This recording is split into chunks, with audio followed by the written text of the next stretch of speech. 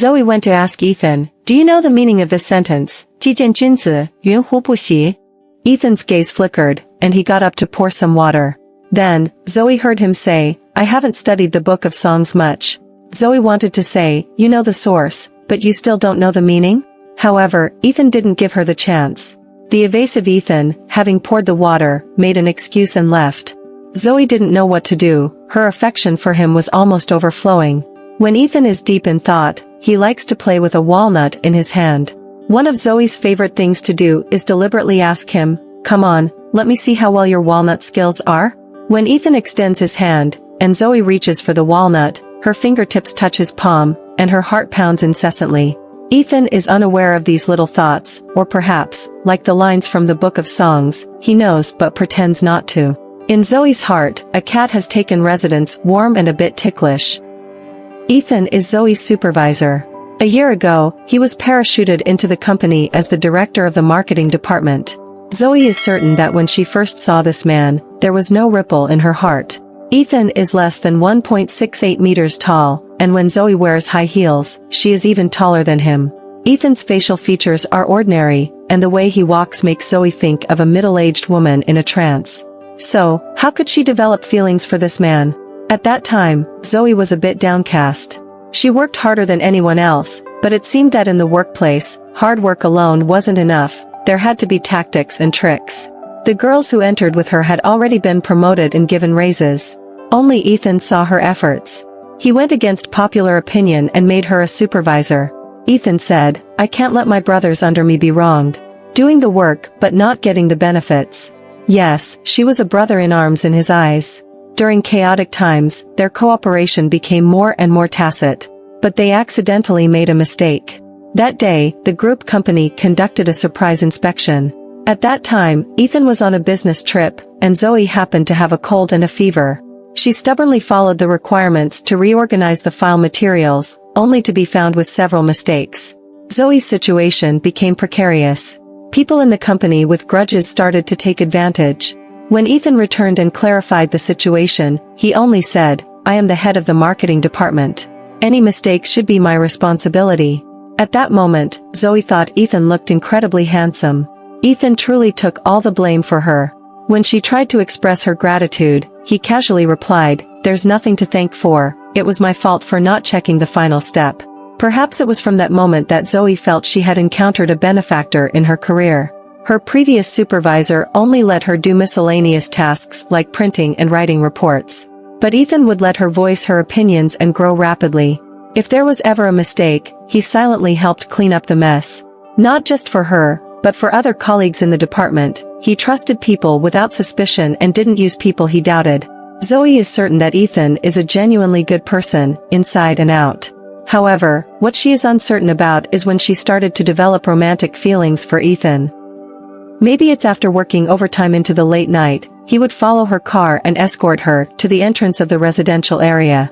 If Zoe didn't drive, he would gather other colleagues to accompany her home. He pays attention to propriety, not letting idle gossip spread. It might also be one day at noon when Zoe got heatstroke, feeling dizzy and nauseous, he handed her a bottle of Huxiang Jingqi water. Or it could be that if anyone in the department had a problem, as long as it was within his capabilities, he would wholeheartedly help.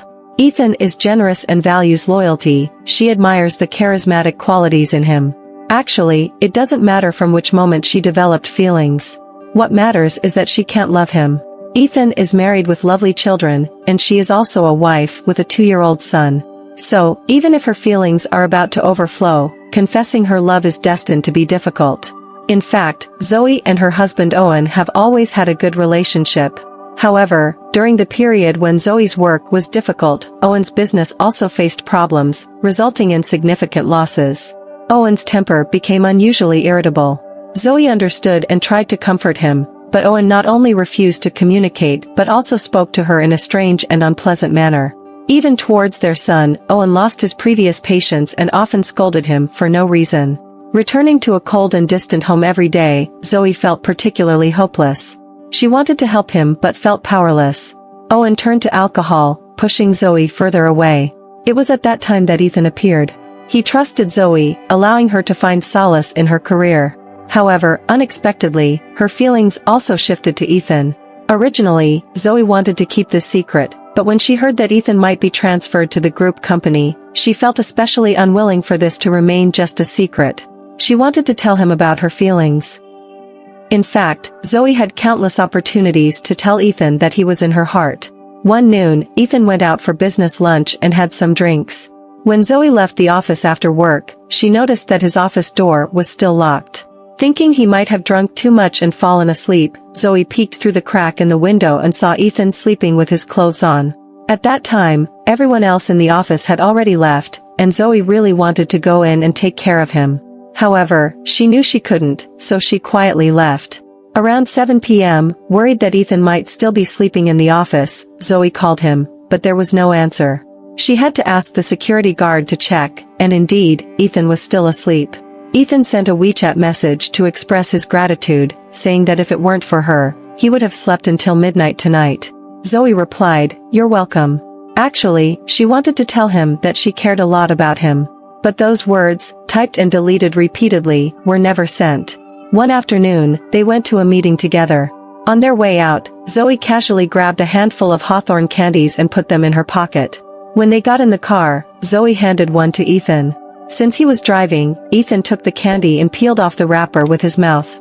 Zoe took it back from him, peeled it, and handed it to him, jokingly saying, "Shall I feed you?" Unexpectedly, Ethan's face instantly turned red to the ears. Zoe then realized the ambiguous nature of her words. The atmosphere in the car became a bit awkward, and neither of them spoke. When Ethan drives, he likes to place his right hand on the gear shift. At that moment, Zoe really wanted to cover his hand with hers. With all her self-control, she refrained from reaching out. Despite Zoe testing Ethan's feelings with the book of songs and walnuts, when faced with a direct opportunity to express her feelings, the moral boundary felt like an insurmountable mountain, preventing her from making any inappropriate moves. This feeling was truly agonizing. Ethan must have sensed her changes. He played dumb, seeing through but not revealing it. Once, during a private conversation, Zoe jokingly said, "If I were 10 years younger, I might choose someone like you as my husband." It was meant as a joke, but also a subtle hint. This time, Ethan didn't avoid the topic. He took a sip of tea and proudly spoke about his wife. He said, "You might not believe it, but when I was young, I wasn't like this. I was aimless, a playboy. It was only when I met your sister-in-law, she's a very positive person. When my business failed, it was your sister-in-law who stayed up all night with me. Her influence on me was significant." As Zoe listened, she felt curious about that woman and a bit jealous. Perhaps triggered by Ethan mentioning his entrepreneurial failure, Zoe involuntarily brought up Owen. Ethan advised her, "Pay more attention to him. You're the closest and most intimate person to him. Don't let his attitude dictate everything. At times like these, if you don't help him, who else will?" A good couple actually complements each other. That day, Ethan spoke a lot, and Zoe listened quietly. He shared his experiences from his previous entrepreneurial ventures, how he climbed out of the low point, and, from a male perspective, taught her how to communicate more effectively with Owen. Zoe was deeply touched, as if this man had awakened her in an instant. Ethan's sincere words were like a revelation, making Zoe realize her own issues and providing a direction for handling the family crisis. That night, when she went home, Zoe took the initiative to have a heart-to-heart conversation with Owen. Initially resistant, Owen gradually opened up after several talks. She had been busy complaining about his self-destructive behavior without truly understanding him. The silent war that had lasted for nearly a year seemed to gradually dissipate. Later, Ethan heard about Owen's new project lacking funds and introduced relatives to invest. With the financial issue resolved, Owen regained his vigor, and their home finally felt like a home again. During this process, Zoe's affection for Ethan seemed to wane a bit. There was less romantic sentiment and more gratitude. The liking remains, unsure of how to erase it. If only such misguided feelings could be eliminated as easily as playing a game. The affection for Ethan persists, deepening the guilt towards Owen. The heart feels stifled, wanting to cry but unable to shed tears. Zoe's best friend says, "In today's society, are there really men with such high moral standards? I really don't believe it, especially since you're a beautiful woman at 1.65 meters. There's also the possibility that his wife is even more beautiful than you." Later, Zoe did meet Ethan's wife. While strolling in the mall, they bumped into each other unexpectedly, a family of 4. He was helping his daughter choose clothes, and his wife was bending down to attend to their younger son. Upon seeing Zoe, he immediately called her over and introduced her to his family. When he spoke about his wife, Ethan said, "This is your sister-in-law. Isn't she beautiful?" The pride in his tone made Zoe realize that beauty is truly in the eye of the beholder.